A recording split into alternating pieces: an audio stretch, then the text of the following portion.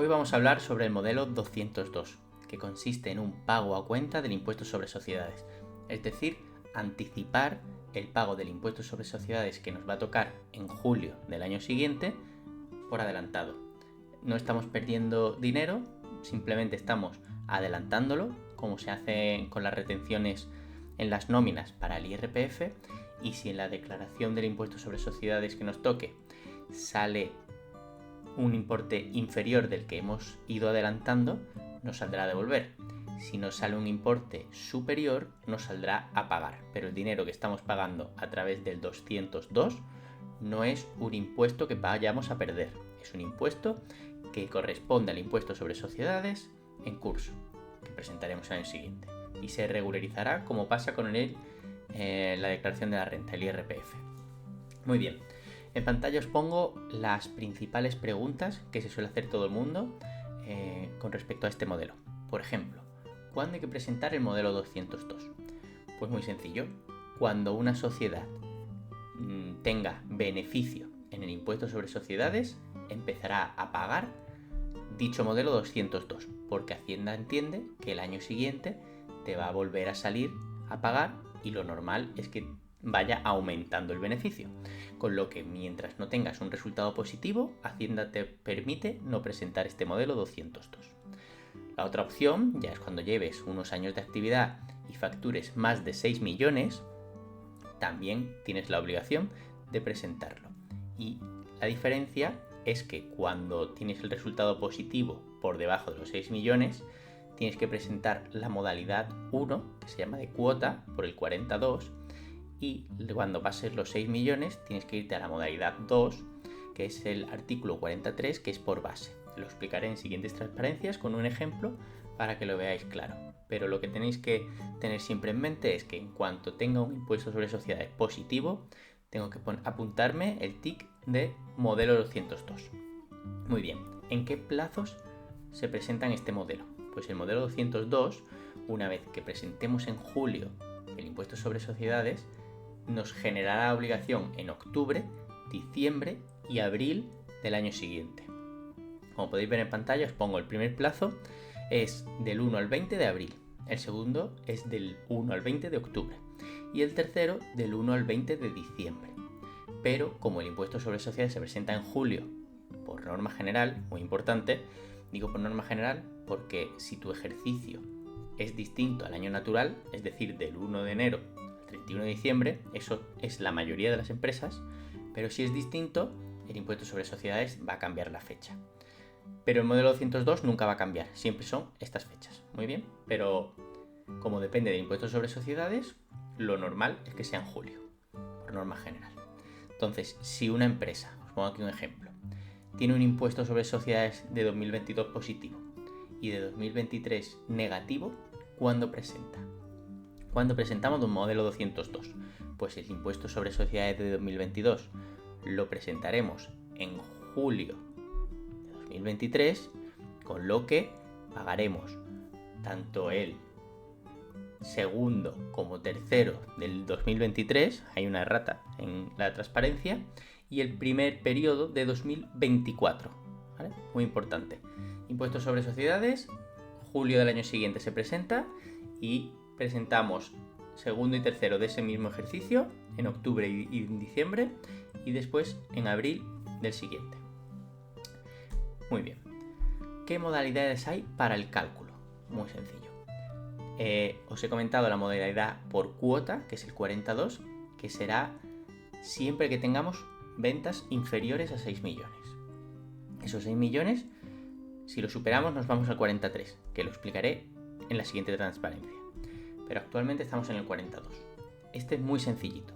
¿Por qué? Porque simplemente es un cálculo matemático rápido en el que cogemos el 18% de la cuota íntegra, que es la casilla 599 del impuesto sobre sociedades presentado. Entonces, os voy a poner un ejemplo relativamente difícil para que lo entendáis. La sociedad SL, vamos a llamar X, presenta en 2023 el impuesto sobre sociedades de 2022, correcto, una cuota íntegra de 12.000 euros y aparte tiene unas retenciones de 2.000. Muy bien. Y el año siguiente en julio de 2024 presenta la declaración de la renta de 2023 con una cuota íntegra de 3.000 euros, ha bajado un poquito el resultado, y unas retenciones de 500 euros. Muy bien, pues el impuesto sobre sociedades que estamos presentando en julio del 23 te obliga a pagar segundo y tercer plazo del 23, de ese mismo ejercicio, y el primero del 24. En este caso está correcto lo que pone la transparencia. La base, es decir, ¿qué usamos para el cálculo? Pues esos 12.000 de resultados menos las retenciones, son 10.000, que debería coincidir con la casilla 599, que multiplicamos por el 18% y que nos quedan 1.800 euros. Pues vamos a pagar 1.800 euros en ese segundo periodo presentado en octubre, tercer periodo presentado en diciembre del 23 y primer periodo de 2024, que se presentará en abril. ¿Vale? Después presentamos en julio un nuevo impuesto sobre sociedades y cambian los importes. Ahora son el segundo de 2024, tercero de 2024 y primero de 2025, ese 18% del nuevo resultado. Es decir, ingresamos 450 euros. Total de pagos fraccionados que se paga, por ejemplo, 2024, pues son 2.700 euros. Muy importante, si se va a presentar impuestos sobre sociedades de ese 2024, tendremos que restar los 2.700. Siempre va a ser igual el pago de abril con los dos anteriores. Es decir, va a haber como un decalaje en ejercicios. Se ve perfectamente en este ejemplo. Segundo, tercero y primero. Segundo, tercero y primero. Si dejamos de tener beneficio, dejamos de presentar. Si cambia el resultado, que siempre va a cambiar, pues cambian los importes. Entonces, este es muy sencillito y, como os digo, coincide siempre. Segundo, tercero y primero del año siguiente, los importes. Por último, tenemos la modalidad de 43,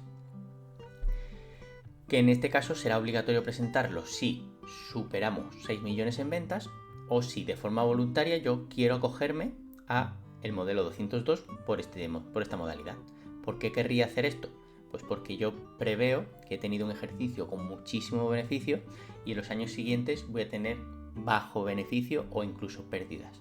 Pues me interesará venirme a la modalidad por base para no pagar un modelo 202 tan elevado que aunque me lo vayan a devolver en julio, pues me hace daño al flujo de caja. Muy bien. ¿Cómo se realiza esto? Pues hay que hacer pequeños impuestos sobre sociedades en cada uno de los periodos. Esto es más complicado que el anterior. Aquí tenemos que hacer un pequeño impuesto sobre sociedades de enero, febrero y marzo cuando vayamos a presentar el 1P de abril. Cuando vayamos a presentar en octubre tendremos que hacer un impuesto sobre sociedades de enero a septiembre. Y cuando vayamos a presentar en diciembre haremos un impuesto sobre sociedades de enero a noviembre. Y los resultados que salgan en cada uno de ellos pagaremos el modelo 202. ¿Qué porcentaje se aplica? Pues dependiendo si tienes menos de 10 millones de euros de ventas, si tienes más de 10 millones de euros de venta, se calcula, como podéis ver, 5 partido 7, 19 partido 20 por el tipo de gravamen que tengas dependiendo del tipo de sociedad que seas. En el primer caso se redondea por defecto y en el segundo por exceso. Son cálculos un poco más complejos, aún así cuando lo vayáis a hacer en el impuesto sobre sociedades de la agencia tributaria, en el modelito 202, sale de forma automática todo este cálculo, siempre que previamente hayas calculado el impuesto sobre sociedades, y no es más que hacer un mini impuesto sobre sociedades, con lo que el último, el de noviembre, ya no es tan mini, es prácticamente un IS, le faltaría un mes, y vamos pagando según vayamos generando beneficio o pérdidas. En caso de pérdidas saldría negativo, no tendríamos que ingresar nada. Con esto terminamos prácticamente todas las preguntas del 202. Creo que hay más peculiaridades, hay limitaciones y hay mucha letra pequeña, pero por norma general he explicado todo lo más importante y donde aplica en la mayoría de las empresas. Si tenéis cualquier pregunta en concreto, más directa, más pequeña, por ejemplo, cuando aplica la limitación, si se pueden compensar bins, un montón de preguntas que podríamos estar aquí muchas horas hablando, entonces simplemente he intentado transmitir la regla general. Si tenéis cualquier pregunta podéis escribirlo en los comentarios, que os leo y os respondo rápido. Darle like al vídeo y sobre todo suscribiros al canal.